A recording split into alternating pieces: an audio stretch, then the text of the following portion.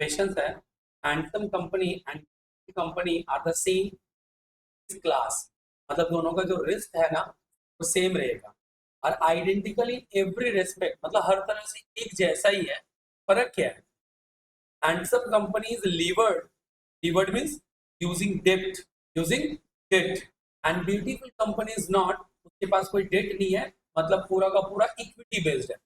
The former company means first company has 30 lakhs 5% debenture in its capital structure, के capital structure में 5% का debenture. Both the company earn 10% return before interest and tax on their total assets of rupees 50 lakhs. Assume perfect capital market, rational investor, etc. A tax rate 50% and equity capitalization rate of 10% for both the companies. Hello.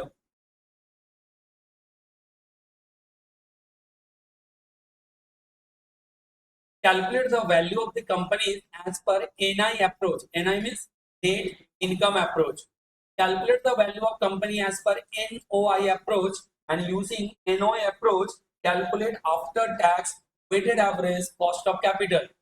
This type of questions exam के point of view से complicated होगा। क्यों? क्योंकि एक साथ जब कभी भी हमें लीवर्ड टू अनलीवर्ड और NI टू NOI में शिफ्ट करना है, उसके लिए थोड़ा अलग कैटेगरीज करना है। तो फर्स्ट कंपनी का नेम क्या है? हैंडसम।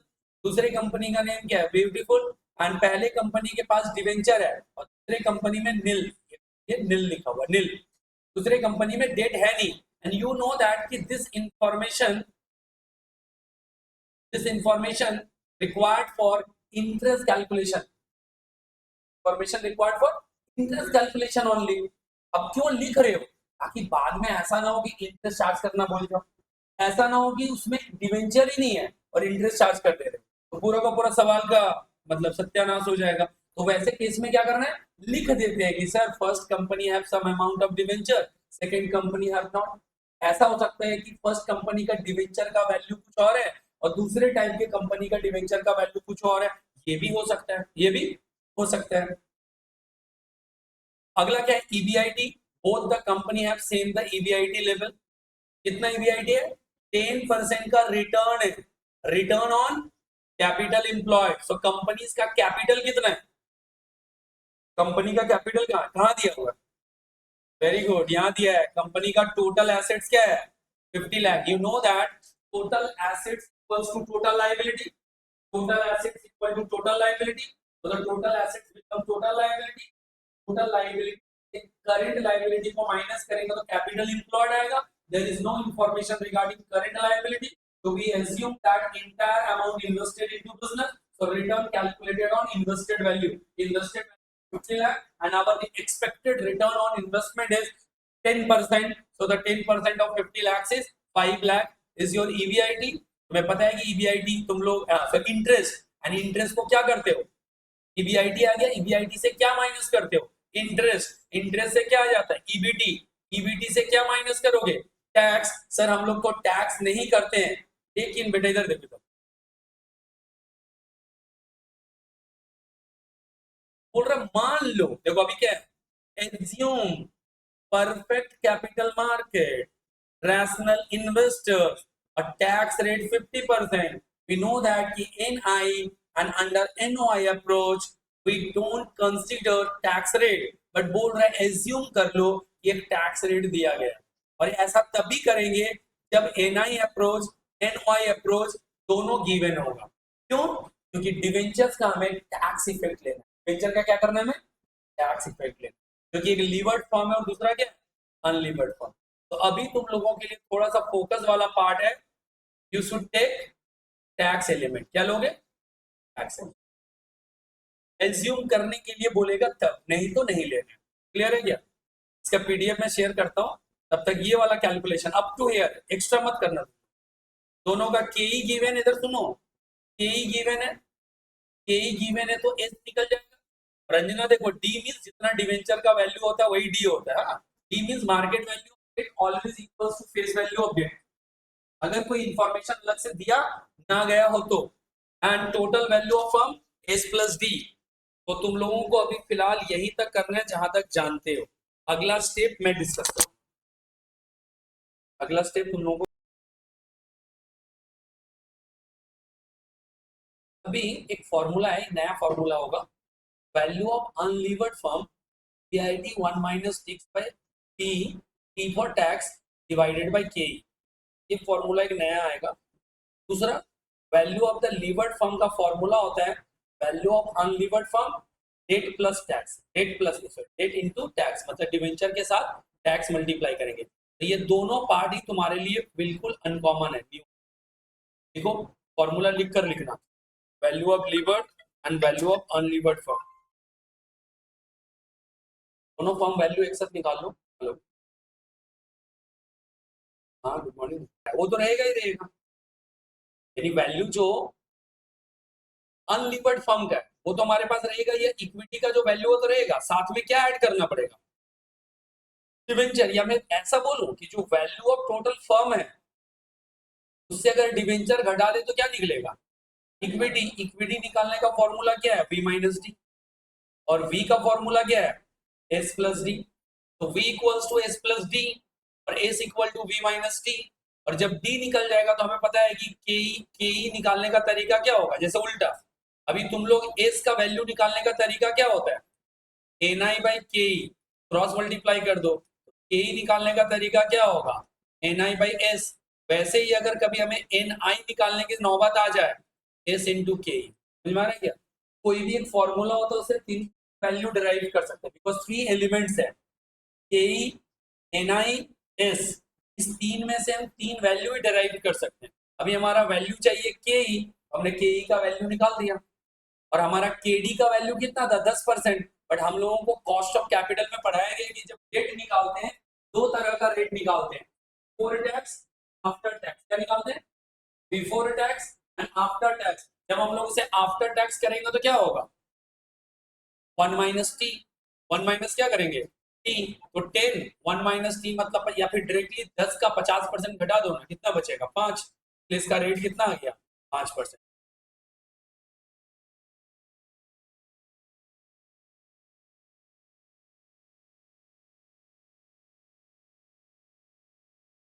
फॉर्मूला साइड में लिख लेना, S is equal to V minus, S equals to V minus पर लिख लो।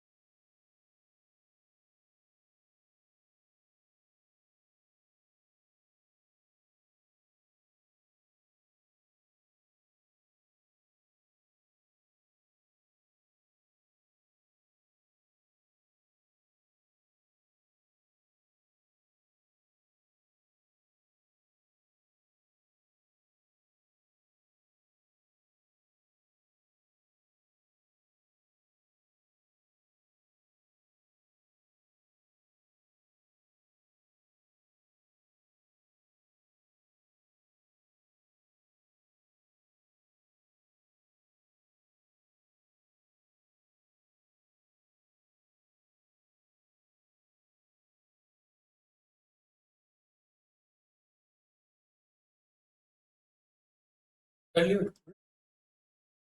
अब देखो, अब निकालना है केओ। केओ का तो एक फॉर्मूला तुम लोगों को पहले से पता है, तो तुम एक लिखते हैं इक्विटी, एक लिखेंगे डेट।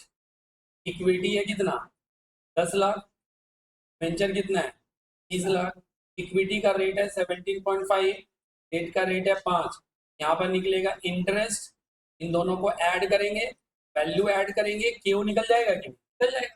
और इसी का एक शॉर्टकट फॉर्मूला लिखाया गया है D by V into K D plus S by V into K E, Q is equal to D by V K D plus S by V into K E. एक ही बात है, मैं जो ये blue वाला पार्ट किया हूँ यहाँ से अभी फॉर्मूला में बैठा हूँ, नीचे आएगा टोटल 40 लैक्स, ये जो भी आएगा वैल्यू उतना ही रेट आएगा जितना यहाँ है, दोनों में कोई फर्क नहीं है। ये ज्यादातर यूज होता है क्योंकि ये स्टैंडर्ड फॉर्मूला है। तो ब्लू वाला किया हूँ, तुम लोग साइड में वो भी सब सॉल्व करना, लोग ब्लू वाला भी सॉल्व करोगे।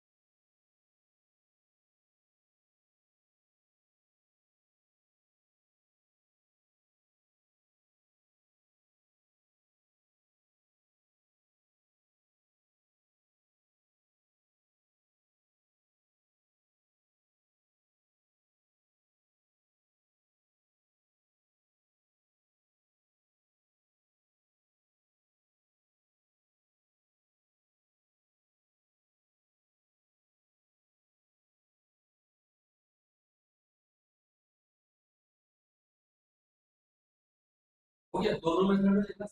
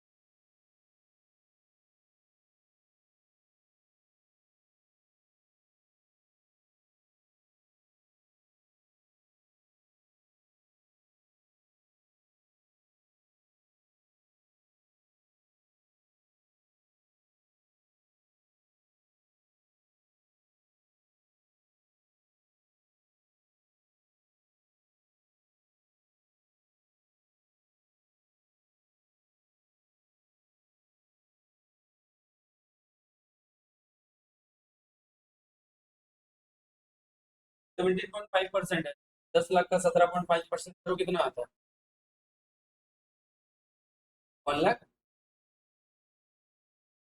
यानी कि 1,75,000 और 30 लैक्स का 5%, 1.5 लाख, दोनों को ऐड करेंगे तो कितना आएगा 1,25,000। तो यहाँ पे लिखेंगे 3,25,000 भागा 40 लाख इंटू 100 कितना आएगा।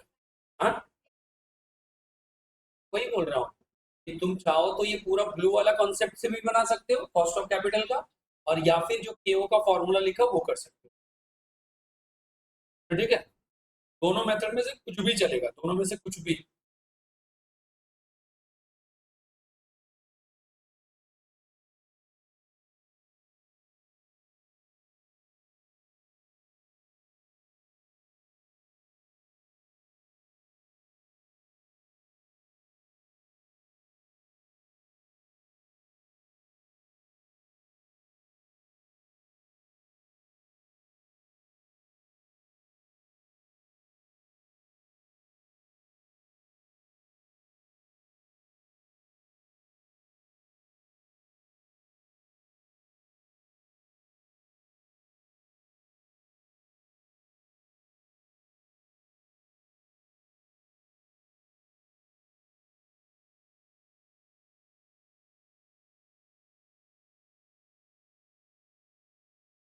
कभी इधर देखो, तो मैंने बाद में ग्रीन में करके दिखा दिया, मैं ब्लू पे दिखा, पार्ट में करके दिखाया था। हाँ, ब्लू वाला तुम लोग तो कर लिया, लेकिन एग्जाम में दोनों नहीं करना है, एक ही करने से काम हो जाए।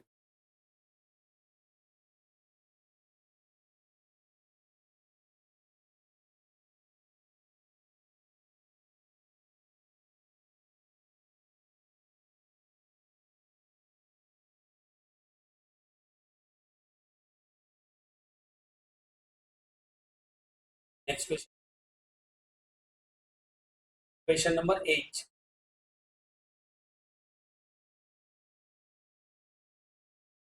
Max Limited has EBIT of 3 lakhs. हाँ, 7, कितना नंबर के number question?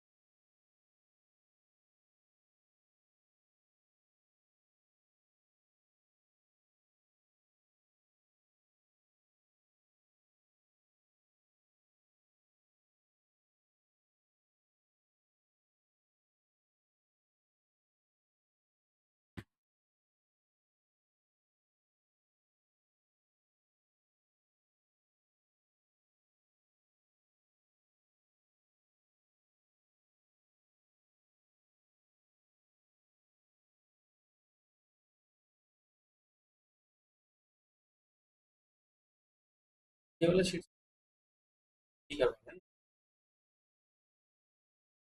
6 number, 6 number same तरीके का क्वेश्चन घर से कर। 7 नंबर में आ गया। 7 में max limited had EBIT of 3 lakh, company employed 10 lakh of debt carrying 10% interest charge. The equity capitalization rate applicable to the company 10%. What is the market value of company under the NI approach? Means तुम्हें V निकालना है। Company का capitalisation KE given है, date KD given है, employed इतना date, तुम्हारे पास date भी given है, कंपनी का EBIT भी दिया गया। हाँ, एस और डी को निकालेंगे तो V निकाल। जबकि तुमसे और एक चीज पूछा जा सकता था, KO, जो तुमसे नहीं पूछा गया। पूछा जा सकता था KO, नहीं पूछा तो तुम्हें KO निकालने की जरूरत नहीं है। चल कीजिए। हाँ, डेट उतना ही आएगा बेटा जितना डेट रहा था।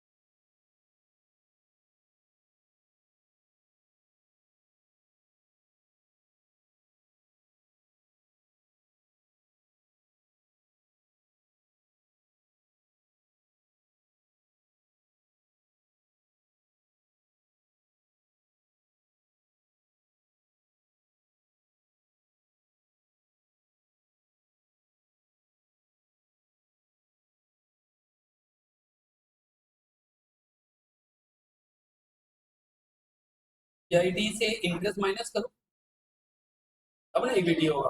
हाँ, EBIT बाई के निकल जाएगा।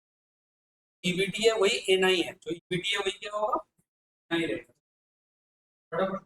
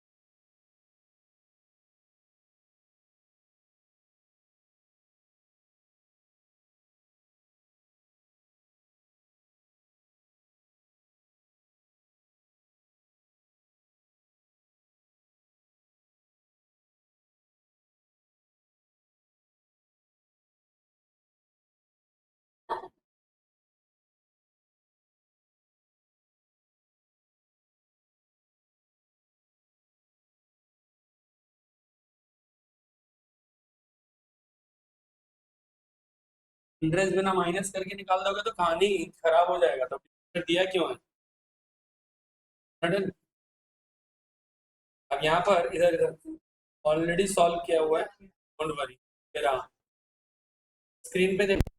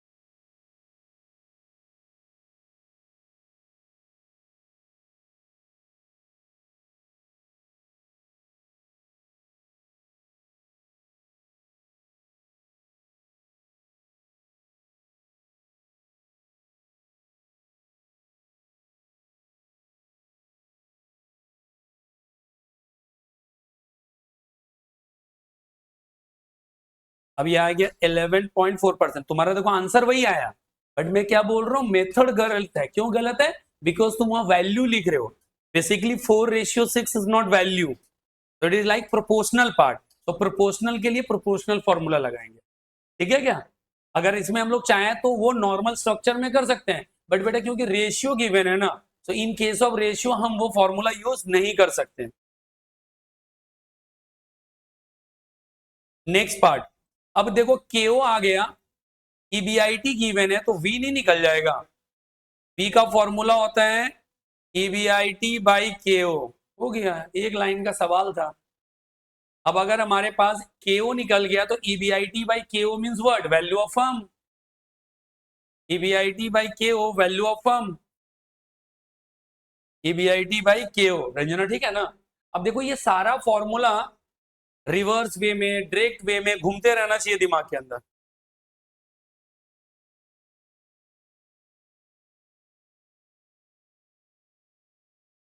हम्म।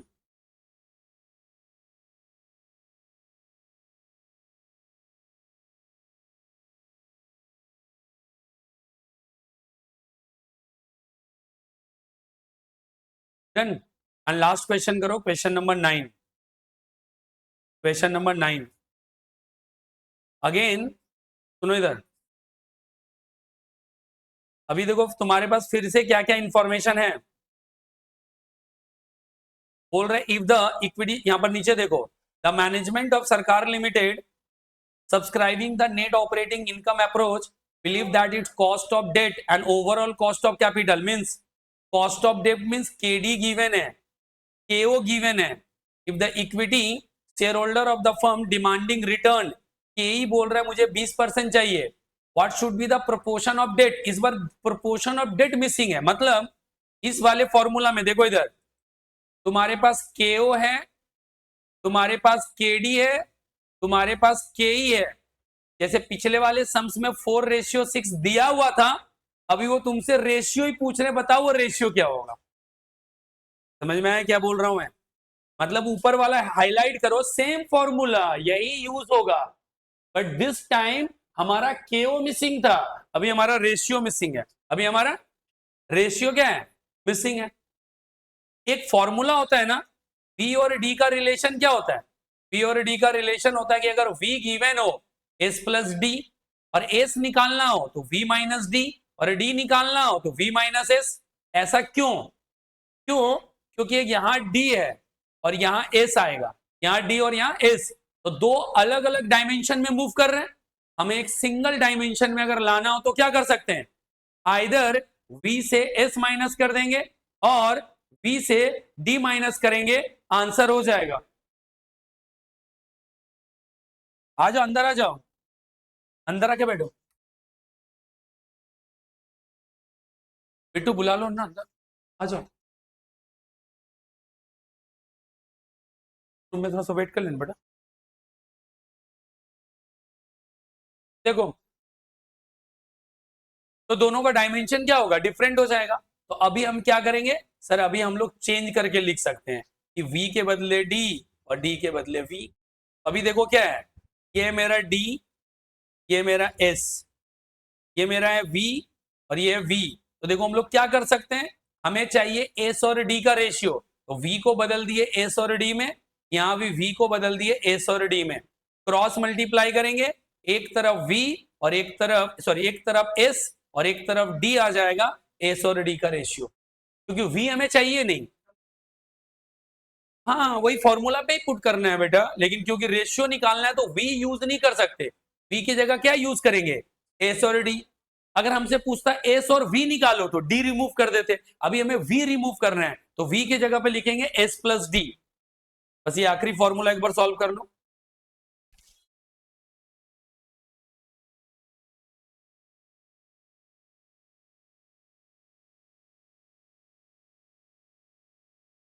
ये भी थोड़ा कॉम्प्लिकेटेड, थोड़ा सा।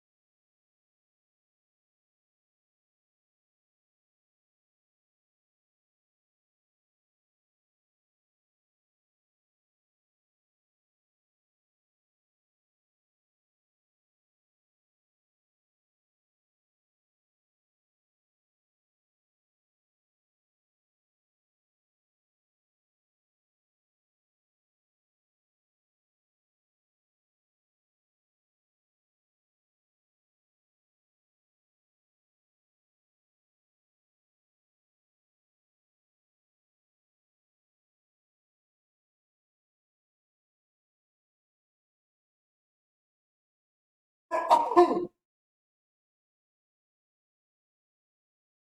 बोला? हाँ, मैथ्स का मतलब मैथ्स होता ही है, पूरा का पूरा मैथ्स।